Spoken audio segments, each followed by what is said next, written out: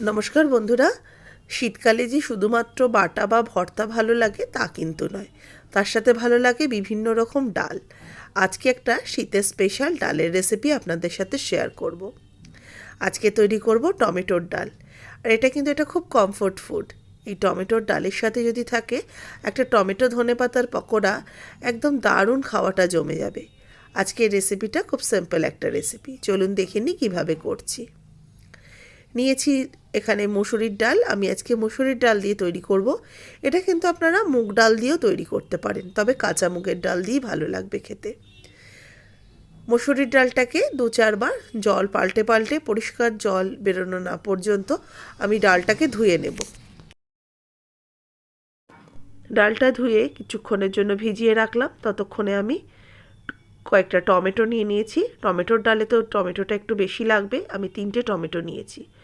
টমেটোগুলোকে প্রথমে 4 ফালি করে কেটে নিলাম। 2টো টমেটোকে আমি 4 ফালি করে কেটে নিলাম, আর একটা টমেটোকে আমি ছোটো ছোটো করে কুচিয়ে নেব।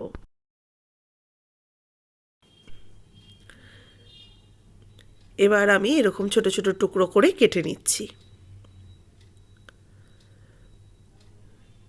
টমেটোগুলো কাটা হয়ে গেছে। এবার ডালটাকে সেদ্ধ বসিয়ে দিচ্ছি। মসুরির ডাল কিন্তু সেদ্ধ হতে খুব বেশিক্ষণ সময় লাগে না, তাই আমি কড়াইতেই করে নিচ্ছি। চাইলে কিন্তু আপনারা এটা প্রেসার কুকারেও ডালটা সেদ্ধ করে নিতে পারেন। ডালের মধ্যে একটু লবণ দিয়ে পর্যাপ্ত পরিমাণে জল দিয়ে ডালটাকে ফুটিয়ে নেব। ডালটা ফুটতে শুরু করলেই দেখবেন ওপর থেকে একটা ফেনা বের হবে। এই ফেনাটা আমি তুলে ফেলে দেব। ডালে যত রকম ময়লা আছে সেটা কিন্তু বেরিয়ে আসে এই ফেনার মাধ্যমে। এটাকে ভালো করে আস্তে আস্তে হাতার সাইড দিয়ে ধরে ধরে ফেনাটাকে ফেলে দেবো। আর ডালের জলটা দেখবেন পরিষ্কার হয়ে যাবে।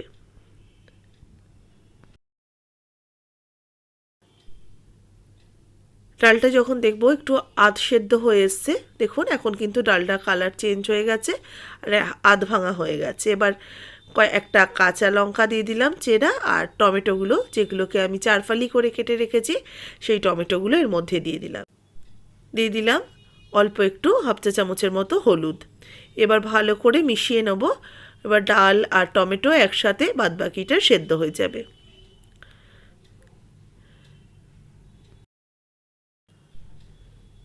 ডাল কিন্তু অনেকটাই সেদ্ধ হতে লেগেছে। এবার আমি একটুখানি কাঁটা দিয়ে ডালটাকে ঘুটে নেব।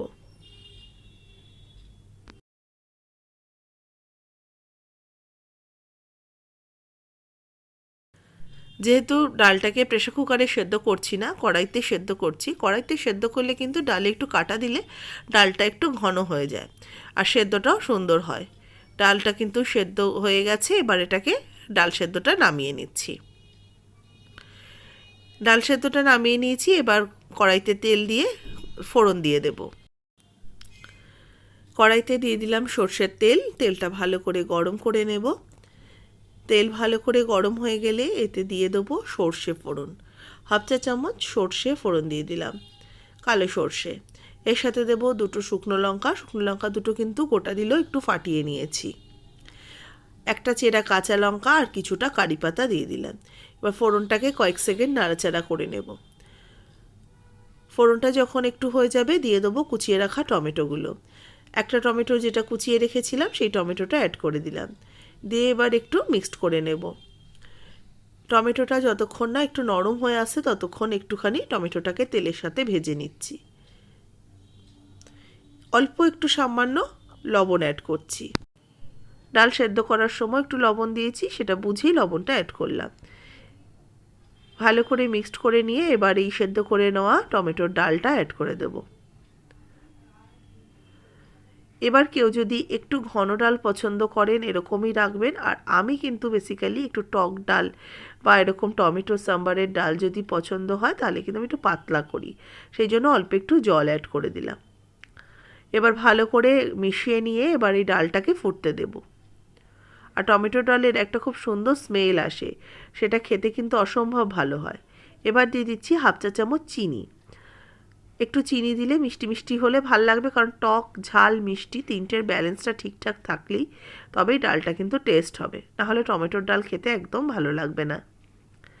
ডালটাকে ভালো করে মিনিট 2-3 হাই হিটে ফুটিয়ে নেব। ডাল ভালো করে ফুটে উঠলে আর ডালটা একটু ঘন হয়ে আসবে যখন, দিয়ে দেবো কিছুটা ধনেপাতা কুচি। আবারও একটু হালকা হাতে মিশিয়ে নেব, মিশিয়ে নিয়ে এটাকে গ্যাস অফ করে নামিয়ে সার্ভ করে নেব। ডাল একদম রেডি হয়ে গেছে, এবার নামিয়ে এটাকে সার্ভ করে নেব। তৈরি হয়ে গেছে টমেটো দিয়ে মুসুরির পাতলা ডাল। এটার সাথে একটু টমেটো আর ধনেপাতার একটা পকোড়া বানিয়েছিলাম, খেতে অসম্ভব ভালো হয়েছিল। একটা কমফোর্ট ফুড। অনেক সময় ঝাল ঝোল এইসব খেতে খেতে যখন আর ভালো লাগে না, মাঝে মধ্যে কিন্তু এরকম ডাল ভাত শুধু একটু ভাজা দিয়ে খেতেও বেশ ভালো লাগে। আজকের রেসিপি আপনাদের যদি ভালো লাগে, রেসিপিটাতে অবশ্যই একটা লাইক শেয়ার করবেন। যারা নতুন দেখছেন অবশ্যই করে সাবস্ক্রাইব করে পাশে থাকা বেল আইকনটা প্রেস করে দেবেন।